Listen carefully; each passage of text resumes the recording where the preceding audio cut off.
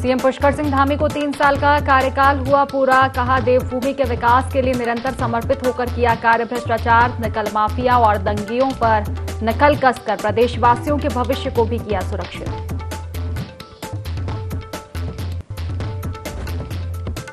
स्वामी विवेकानंद की पुण्यतिथि, मुख्यमंत्री पुष्कर सिंह धामी ने दी श्रद्धांजलि। कहा, स्वामी विवेकानंद के विचारों को आत्मसात कर देश पर प्रहार।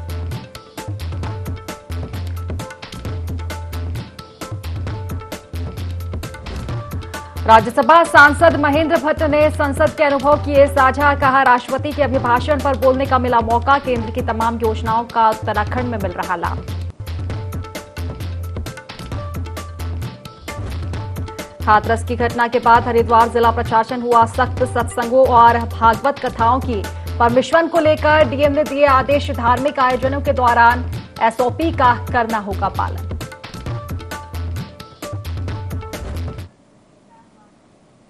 नमस्कार, देवभूमि लाइव देख रहे हैं आप और मैं हूं आपके साथ खुशी व्यास। चले रुक कर लेते हैं सीधा खास खबरों की ओर, जहां सीएम धामी के दिल्ली दौरे का असर साफ साफ दिखाई देने लगा है। केंद्र से राज्य को 100 मेगावाट विशिष्ट विद्युत आवंटित कर दी गई है। सीएम धामी ने केंद्र और प्रधानमंत्री का विशेष रूप से आभार व्यक्त किया।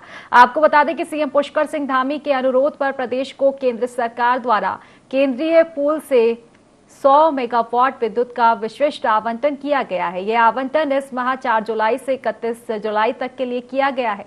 इसके लिए मुख्यमंत्री ने केंद्रीय ऊर्जा मंत्री का आभार जताया। मुख्यमंत्री ने पिछले माह केंद्रीय ऊर्जा मंत्री मनोहर लाल खट्टर से भेंट कर राज्य में विद्युत उत्पादन और आपूर्ति से संबंधित विषयों पर चर्चा की थी।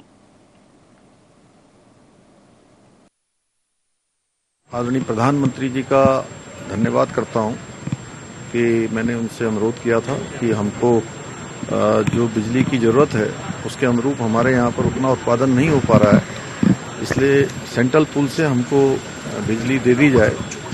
तो उन्होंने हमको बिजली प्रदान कर दी है। भारत सरकार की तरफ से लेटर आ गया है ऊर्जा मंत्रालय का और 100 मेगावाट बिजली हमको प्राप्त हो रही है, जिससे कि हमको आसानी होगी, सुविधाएं होंगी, हमारे काम धंधे अच्छे प्रकार से संचालित हो पाएंगे। इसके लिए मैं आदरणीय प्रधानमंत्री जी का और आदरणीय ऊर्जा मंत्री मनोहर लाल खट्टर जी का भी धन्यवाद करता हूं।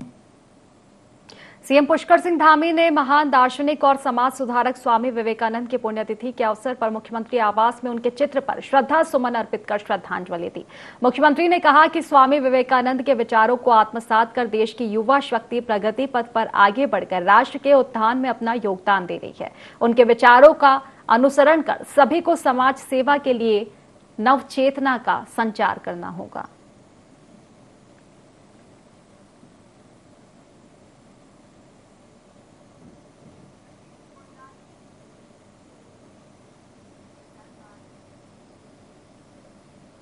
रुड़की के एक निजी होटल में कांग्रेस के पूर्व प्रदेश अध्यक्ष गणेश गोदियाल और कुलदीप इंदौरा सांसद गंगानगर ने प्रेस कॉन्फ्रेंस का आयोजन किया, जिसमें गणेश गोदियाल ने बताया कि वह मंगलौर की जनता से निवेदन करने आए हैं कि लोकतंत्र की रक्षा के लिए मंगलौर विधानसभा की जनता कांग्रेस के प्रत्याशी काजी निजामुद्दीन को सपोर्ट करे। साथ ही उन्होंने भाजपा पर निशाना साधते हुए कहा कि भाजपा ने बाहरी व्यक्ति को बुलाकर मंगलौर विधानसभा में उतारने का काम किया है। साथ ही कहा कि Bharatiya Janata party divide and rule की राजनीति पर कार्य कर रही है।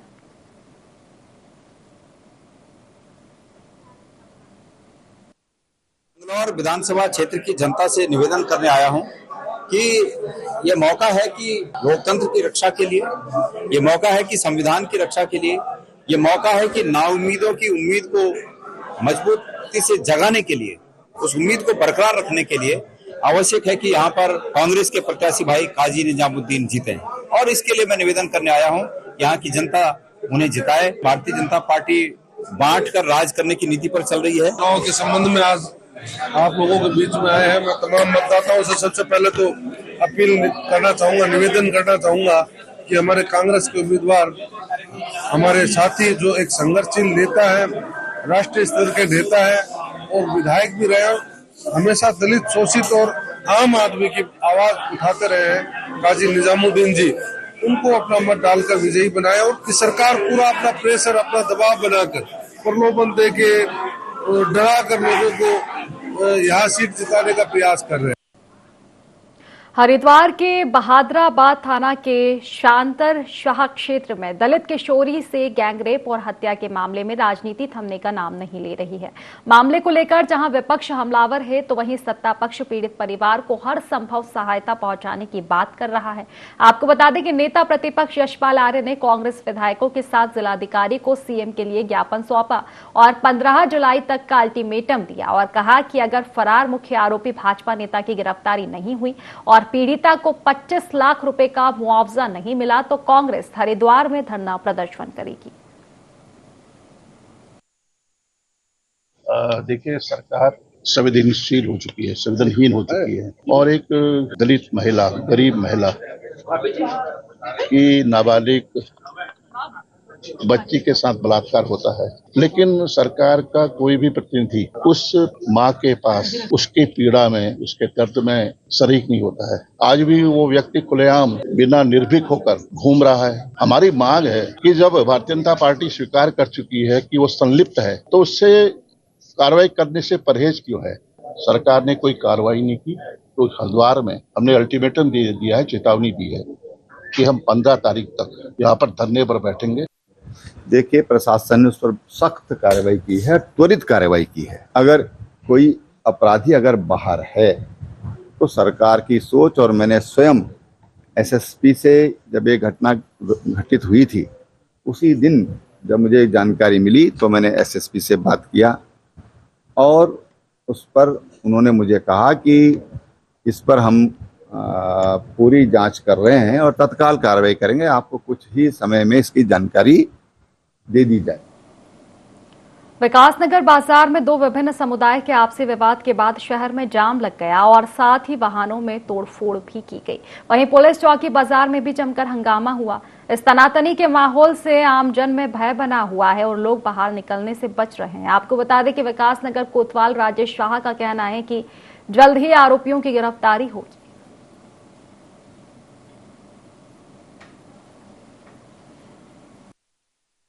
थोड़ी देर पहले एक स्थानीय युवक को दो ठेली वालों ने आपसी विवाद के बाद में उसके साथ मारपीट की है।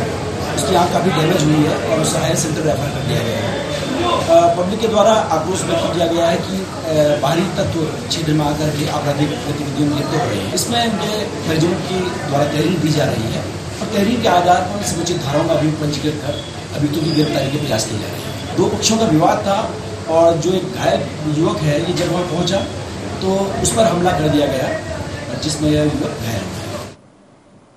बद्रीनाथ विधानसभा में उपचुनाव की तारीख नजदीक आते ही भारतीय जनता पार्टी ने अपने चुनावी अभियान को और तेज कर दिया है। वहीं भाजपा प्रदेश प्रवक्ता विनोद सुयाल बद्रीनाथ विधानसभा में स्थानीय नेताओं और कार्यकर्ताओं के साथ डेरा डाले हुए हैं, जहां उन्होंने प्रेस वार्ता आयोजित कर कहा कि बद्रीनाथ विधानसभा में जनता के आशीर्वाद से भाजपा के प्रत्याशी राजेंद्र भंडारी निश्चित ही भारी मतों से जीतने वाले हैं। विनोद सुयाल ने आगे कहा कि जोशीमठ में आपदा के दौरान मुख्यमंत्री पुष्कर सिंह धामी ने जोशीमठ में कैंप किया, जिससे लोगों को मुश्किल समय में राहत मिली। बूथ पर हमारा बूथ अध्यक्ष भी हमारा स्टार प्रचारक है, उसकी क्षमताओं पर हमें पूरा भरोसा है। हमारे प्रदेश के माननीय मुख्यमंत्री जी का कार्यक्रम प्रस्तावित है, हमारे राष्ट्रीय महामंत्री दुष्यंत गौतम जी का कार्यक्रम प्रस्तावित है। विरोधियों के पास मुद्दे नहीं है, उनके नेताओं का जनता के बीच में राजनीतिक पार्टी का तो अस्तित्व समाप्त है ही कांग्रेस का, लेकिन जो उनके प्रत्याशी भी है उनका जन सरोकारों से तो कोई मतलब है नहीं। अब ऐसी हरकतें तो करते रहेंगे, इसलिए इन सब चीजों से जनता में कुछ ज्यादा फर्क पड़ने वाला। शंकराचार्य स्वामी अविमुक्तेश्वरानंद सरस्वती ने कांवड़ मेले को लेकर बड़ा बयान दिया है। हरिद्वार के कनखल स्थित शंकराचार्य मठ पहुंचे अविमुक्तेश्वरानंद सरस्वती ने कहा कि कांवड़ यात्रा में डीजे बजाने और हुड़दंग करने का कोई नियम नहीं है। कांवड़ यात्रा को आधुनिक स्वरूप ना दिया जाए। उत्साह बनाए रखने के लिए पारंपरिक वाद्य यंत्रों का उपयोग किया जा सकता है, लेकिन डीजे बजाकर कांवड़ यात्रा करना राजनीति का काम हो सकता है पर धर्म का नहीं। तो जो धर्मशास्त्र ने आपको पुण्य का कार्य बताया, उसने उस कार्य करने की विधि भी बताई है और उसमें डीजे नहीं है।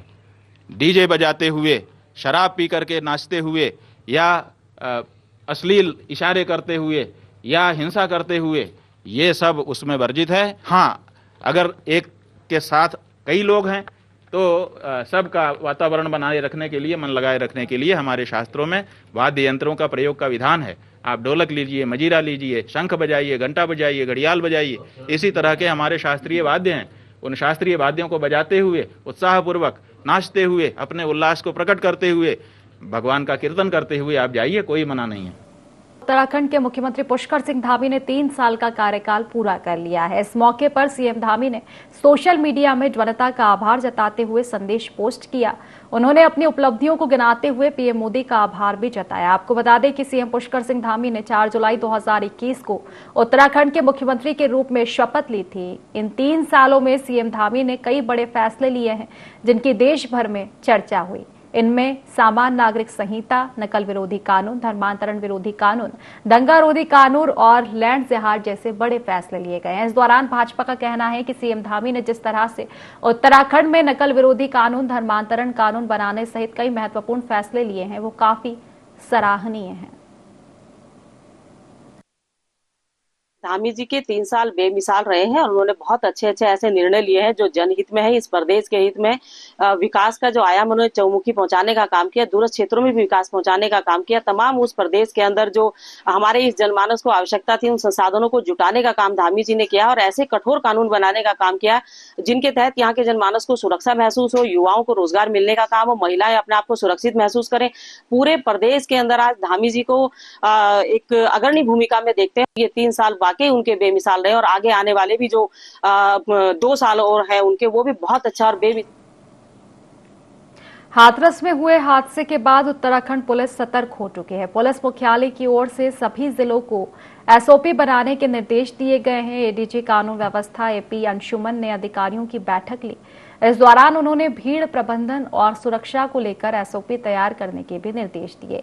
एडीजी अंशुमन ने जनपदों में होने वाले सभी मेले, त्योहारों और अन्य अवसरों पर आयोजित होने वाले कार्यक्रमों का वार्षिक कैलेंडर भी तैयार कर उसके अनुरूप समय से आवश्यक पुलिस प्रबंधन करने के भी निर्देश दिए। साथ ही बिना अनुमति के आयोजित होने वाले कार्यक्रमों के आयोजकों के खिलाफ नियमानुसार कार्रवाई के भी निर्देश दिए। हाथरस में घटना घटित हुई है, इसी के एहतियात के तौर में हमारे एडीजी एलओ साहब के द्वारा समस्त वरिष्ठ पुलिस अधीक्षक और रेंज अधिकारी के साथ एक गोष्ठी आयोजित की गई ताकि इस तरह की व्यवस्थापित किया जाए कि सत्संग, मेला, उत्सव, इस तरह के बड़े स्केल में आयोजन होता है उसमें आयोजकों की जिम्मेदारी और पुलिस प्रशासन की भी जिम्मेदारी, दोनों ही। और जो परमिशन दिया जाता है अनिवार्य रूप से अनुमति लिया जाए। साथ ही आयोजक से ये भी पूछा जाए कि कितने लोगों की, श्रद्धालुओं के आने की संभावना है, तो उसकी क्षमता यदि कम है तो उतना ही लोगों को बुलाया जाए, उससे ज्यादा न बुलाया जाए। एक एसओपी मुख्यालय स्तर से तैयार किया जा रहा है ताकि भविष्य में होने वाले आशंकित इस तरह की घटनाओं से उत्तराखंड शिक्षा विभाग वर्तमान शैक्षिक सत्र को विद्यार्थी वर्ष के रूप में मनाने जा रहा है। विद्यालय शिक्षा महानिदेशक बंशीधर तिवारी ने बताया कि शिक्षा मंत्री डॉक्टर धन सिंह रावत की ओर से इस संबंध में दिशा निर्देश दिए गए थे। उन्होंने बताया कि प्राथमिक शिक्षा के सशक्तिकरण के लिए विशेष प्रयास किया जाएगा। इसके तहत स्कूलों में 3000 से ज्यादा शिक्षकों की भर्ती की प्रक्रिया शुरू की जा चुकी है। अब स्कूलों में संसाधनों के विकास पर फोकस रहेगा। इसके तहत शिक्षकों की अंतर मंडलीय तबादला प्रक्रिया में काउंसलिंग, अटल स्कूलों में तैनातियां, डाइट में पदस्थापना समेत कई मांगों पर सरकार कार्रवाई कर चुकी है और यात्रा अवकाश की बहाली के लिए प्रस्ताव मांग लिया गया है। हमारे बोर्ड का रिजल्ट कैसे अच्छा हो, कैसे बोर्ड के टॉपर्स की संख्या हम बढ़ाएं, जो मार्क्स हैं उनको हम कैसे बढ़ाएं, जो विद्यार्थियों की सुविधाएं हैं उनको हम कैसे बढ़ाएं। तो विद्यार्थी वर्ष के रूप में हम लोगों ने इसको मना रहे हैं और नए शैक्षणिक सत्र में शुरू होने के पहले ही जो ग्रीष्मकालीन अवकाश था, जो निःशुल्क पाठ्य पुस्तक हैं वो सभी को हमने वितरित कर दी हैं। इस बार जो विज्ञान विषय की किताबें हैं वो 2 भाषीय हैं, हिंदी और इंग्लिश दोनों में, ताकि बच्चों की हिंदी के साथ साथ इंग्लिश की समझ भी बढ़े। मिशन मोड में विभागों की समीक्षा बैठक में जुटे मुख्यमंत्री पुष्कर सिंह धामी ने जनहित से जुड़े 2 बड़े फैसले लिए हैं। अब आम आदमी को तहसील और कचहरी के चक्कर खतौनी की सर्टिफाइड कॉपी के लिए नहीं लगाने होंगे। मुख्यमंत्री पुष्कर सिंह धामी ने अफसरों को निर्देश दिए हैं कि 15 जुलाई तक मोबाइल और लैपटॉप पर ही घर बैठे सर्टिफाइड खतौनी की सुविधा मिल सके, यह सुनिश्चित कराया जाएगा। साथ ही आरटीओ विभाग में ऑनलाइन और ड्राइविंग लाइसेंस आवेदन के लिए स्लॉट की सुविधा और सरल की जाएगी। सीएम पुष्कर सिंह धामी ने कहा कि अधिकारियों को लगातार यही निर्देश दिए जा रहे हैं कि जनहित में आम आदमी को सहूलियत से जोड़ें। जो विषय है उसमें वह स्वतः ही संज्ञान लेकर खुद ही कार्रवाई करे। इसके लिए किसी बैठक या दिशा निर्देश की जरूरत नहीं होनी चाहिए।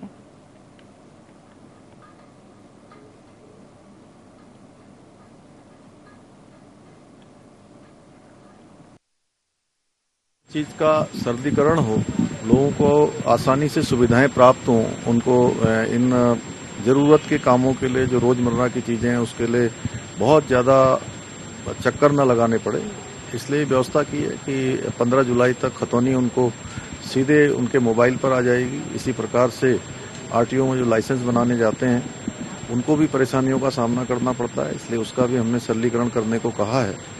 और भी जो विभाग हैं, सभी विभागों को कहा है कि जनता की जो काम है उसमें उनको किसी को भी कोई परेशानी नहीं होनी चाहिए। सारे अधिकारी अपने एक कार्य संस्कार में, वर्क कल्चर में इसको लाएं कि तत्काल समस्याओं का समाधान करना है और सो मोटो सारे काम करने हैं। इसी प्रकार प्राधिकरणों को भी कहा है, बिजली विभाग को भी कहा है, खाद्य विभाग के लोगों को भी कहा है, जहां जहां भी इस प्रकार की व्यवस्था है सभी जगह सरलीकरण करने को कहा है।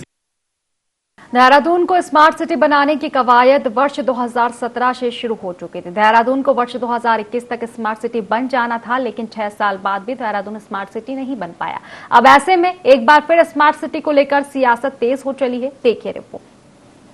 उत्तराखंड की राजधानी देहरादून को स्मार्ट सिटी की सूची में शामिल किया गया है। पिछले 6 साल से भी ज्यादा समय से स्मार्ट सिटी का कार्य चल रहा है। देहरादून स्मार्ट सिटी का कार्य अक्सर विवादों में रहा है। वर्ष 2017 में देहरादून स्मार्ट सिटी कार्य शुरू हुआ था और 2021 तक कार्य पूरे होंगे, लेकिन अभी भी ऐसे कई कार्य हैं जो अधूरे पड़े हैं। इसके चलते एक बार फिर देहरादून स्मार्ट सिटी मिशन की अवधि मार्च 2025 तक बढ़ा दी गई है। आइए जानते हैं देहरादून स्मार्ट सिटी के कितने काम पूरे हो चुके हैं और कितने काम अधूरे हैं। ये काम पूरे नहीं हुए। ग्रीन बिल्डिंग परियोजना का काम शुरुआती दौर में नहीं हो सका। ग्रीन बिल्डिंग के लिए नहीं मिली जमीन। 2021 में परियोजना का काम शुरू हुआ। 2024 तक पूरा होना था काम।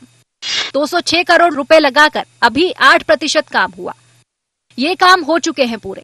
स्मार्ट शौचालय, स्मार्ट स्कूल बने, integrated command control centre, scratch building बनकर तैयार, modern Doon library, electric bus project भी तैयार, स्मार्ट वाटर स्क्वाड, स्मार्ट कूड़ा कलेक्शन वाहन अस्तित्व में आए, परेड ग्राउंड सौंदर्यीकरण, स्मार्ट वाटर मीटर भी तैयार।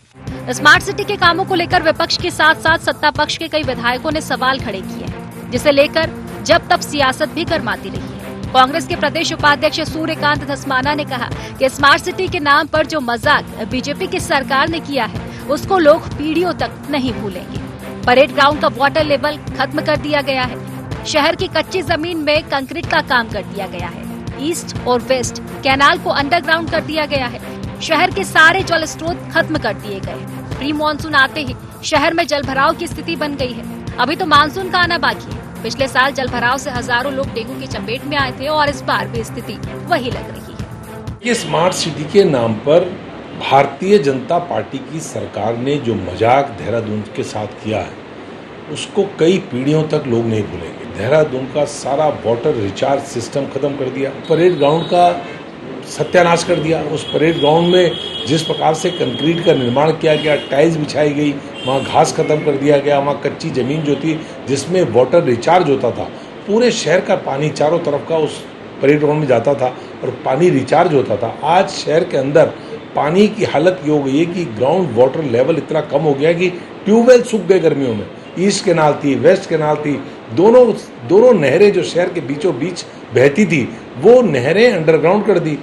भाजपा प्रवक्ता कमलेश रमन का कहना है कि स्मार्ट सिटी का प्रोजेक्ट लगभग 80 से 90% पूरा हो गया है, लेकिन कुछ काम जैसे स्मार्ट सड़क, child friendly city, green valley का कुछ काम रह गया है। इसको लेकर केंद्र सरकार ने 25 मार्च तक का समय दिया है। मुख्यमंत्री पुष्कर सिंह धामी की सरकार जल्द ही स्मार्ट सिटी के काम को पूरा कर देगी। इसके लिए मुख्यमंत्री स्वयं अधिकारियों के साथ बैठक भी कर रहे हैं। कि केंद्र सरकार ने 25 मार्च तक का समय स्मार्ट सिटी को और बेहतर बनाने के लिए दिया है। मुझे लगता है कि केंद्र की सरकार बधाई की पात्र है और पुष्कर सिंह धामी जी लगातार स्मार्ट सिटी को बनाने को लेकर के अधिकारियों के साथ वार्तालाप करते हैं और इस पूरे प्रोजेक्ट पर मॉनिटरिंग करने का काम कर रहे हैं। मुझे लगता है कि बहुत ही बेहतर हमारा स्मार्ट सिटी देहरादून बनने जा रहा है। अभी हमारा 80% काम लगभग पूरा हो चुका है। उसमें कुछ कार्य हमारे बाकी हैं, जैसे स्मार्ट रोड है, हमारा चाइल्ड फ्रेंडली सिटी प्रोजेक्ट का कार्य है, सीवर लाइन है, जो थोड़ा बहुत हमारा काम रह गया वो भी बहुत जल्द इसमें पूरा हो जाएगा।